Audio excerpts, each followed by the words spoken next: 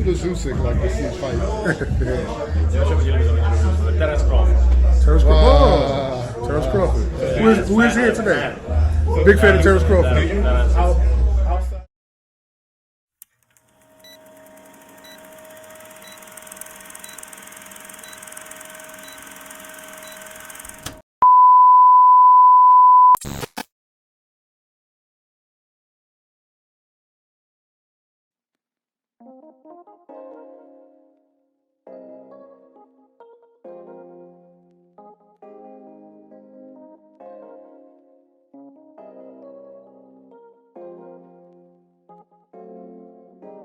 The Jimbo This year, though. say plus Bob didn't know how to promote black or urban fighters, and he also say Crawford is dissatisfied with Bob. That's why he taking him to court.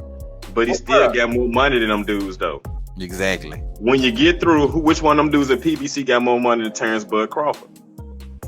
Yeah, and then also too, bro, it's like, you know, he's suing him for breach of contract. Why y'all trying to make it seem like Bud is suing Bob because he like fucked up his whole career? Like, no, he just suing him because he couldn't get that fight. He said, if you can't give me that fight, you gotta pay me. And Bob was paying him. That's why Bob was saying I'm losing money. Exactly.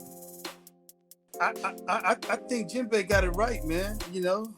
Oh yeah. I just kind of just disregarded what he said, man. Help me out here. Jinbei, ain't that you, fam? You know, I think Jinbei's comment has some validity, man. You guys just kind of dismissed it. What's up?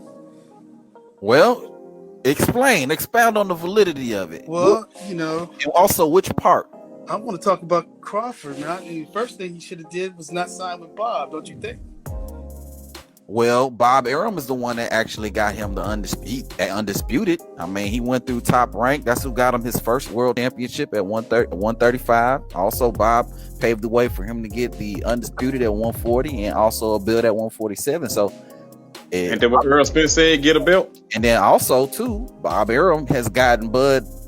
I mean, if we really want to talk about it, the most amount of money that that was at 140, though, right? More money than. Well, I'm saying that was at 140, but I'm saying Bob's gotten him to be the highest paid welterweight right now. I mean, Bud has the highest net worth. So money wise, Bob has gotten him the most money.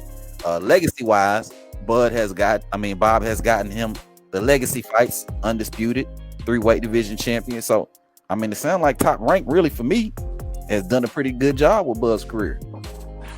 He didn't get it. He couldn't get in the Pacquiao fight. He waited 7 years for that, and he didn't get it. I mean, Bob had him in a cage. It looked more, in my opinion, you know. And it looks like, you know, he still hasn't got the big fights that we want to see. Not those Mickey Mouse fights. It's almost like he's almost as bad as your boy Canelo. You know, they duck hunting, man. I don't know. It just don't. He should have signed with somebody else and fight the fights that we want to see, not those Mickey Mouse fights, man. Okay, well let me ask you this: if Bud signed with PBC, right, or let me ask you this before I even say that, what promotional company should he have signed to outside of Top Rank? Well, you know, evidently anybody but Bob, because you know we saw what Bob did with him, and Bob did the same thing with Pacquiao when he had him, you know, ripped him off, and that's what he did. He took all the money. Pacquiao was a broke man before he finally got a chance to fight Mayweather. He was a poor dude, and you know, think of the money that Mayweather made versus what Pacquiao made and all that time he was with Bob. And that should have been. I mean, it's not Bob's fault if he found somebody to pimp. You know, I mean, Pacquiao also lost by 3 or 4 times as well. He did, but you know, look at the money he lost out on.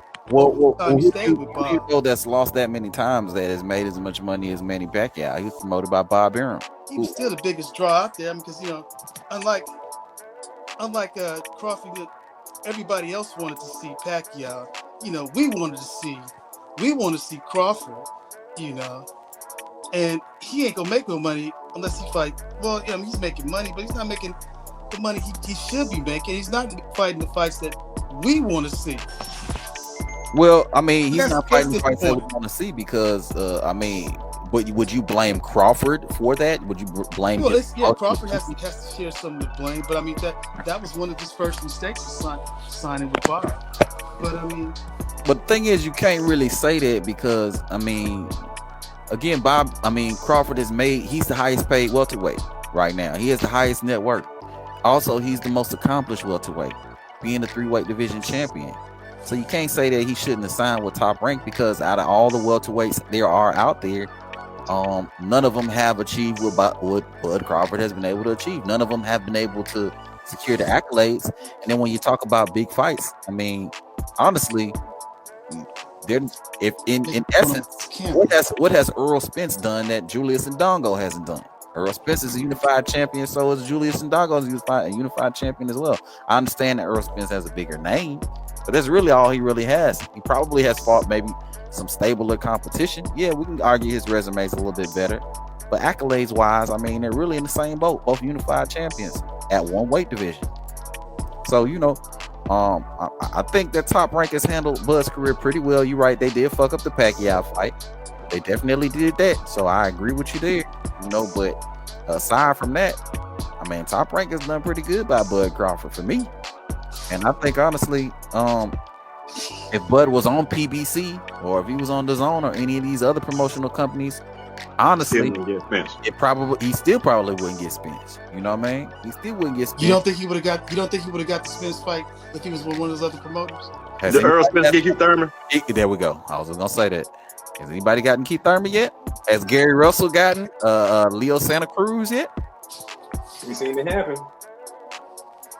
We haven't seen any of these fights happen. You know, and they are all PBC in-house fights. Has Andrade gotten Triple G yet? Because Andrade and Triple G on the same promotional company with DAZN, and we haven't gotten that fight yet. Well, Canelo. He hasn't gotten Canelo. That's why you know you can't blame the other side of the street shit. It's always gonna be on the fighters, bro. No, I'm saying that side of the street shit bullshit. Has David Benavidez gotten Charlo yet? Same Nope. side of the street. Has Benavidez gotten Caleb Plant yet? Nope. Same side of the street. So, you know, for me, the promotional company thing is really it's really more of an excuse. I mean, there might be something to it on the back end, but we got to get these fighters to talk right on the front end first before we can even address the back end. If I'm asking you about a fight and you telling me we'll see, or you telling me 60-40 or the other side of the street, or I got to take the easy route first, I mean, off rip, you're not showing immediate interest in the fight. So there's no way to make a fight that the fighter's not interested in. We can't even worry about the politics going on in the background if the first part of the situation is the fighter ain't initially interested. You don't think Spence interested in that fight? Hell no. I mean, okay. When before Mike Garcia even said his name, Earl Spence said Mike Garcia might not even say my name. As soon as Mike Garcia said Earl Spence's name, the fight was made. Terence Bud Crawford is always a stipulation. It's always something, and it always changes. And people never hold this dude accountable. It's always get a belt. Other side of the street. Easy route. Kids don't eat belts. 60-40, 70-30, 80-20. You ain't sold shit. Who are you? You ain't fought nobody. I'm the A side. I'm big. Always something. But with anybody else, you don't hear none of this shit. None of it. And I don't believe in coincidences. I know people like this. They'll be on your block. They'll terrorize everybody, but they won't take that shit around the corner because they know some people around the corner getting their ass. That's all I'm saying. I'm just saying keep the same energy. You, like Terence Bud Crawford said, you can't be the boogeyman when I'm chasing you. When he said that right there, I said, "Oh my goodness, this motherfucker scared." like E Thriller put on that shit. This nigga scared. No, man, I just got a DJ. I just got to clean up this side of the street. No, this nigga scared. Go ahead. No, I'm gonna jump off the voice chat because I got something to do, but I'm gonna listen to you guys on YouTube. Hey man, it's good. I'm glad you guys took me. Good talking to y'all, but you know, I got you, man. I got you. Keep up the work, man. Appreciate you, man. Appreciate you. Bye, bro. Appreciate you, man. You're always welcome, fam. We're here.